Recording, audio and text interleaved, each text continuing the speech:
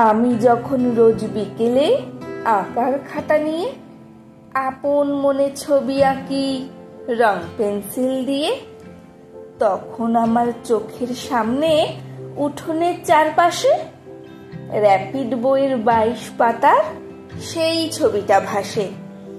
মাথায় সাদা পাগড়ি, চোখে চশমা, মুখে হাসি, বয়সটা ঠিক যায় না বোঝা, 60 কিংবা 80। আঁকার পরে বাবার কাছে তার কথা রোজ শুনি। লেখাপড়ায় তিনি ছিলেন জগৎ সেরা গুণী, যার নামেতে যার কথাতে লুকিয়ে আছে জাদু।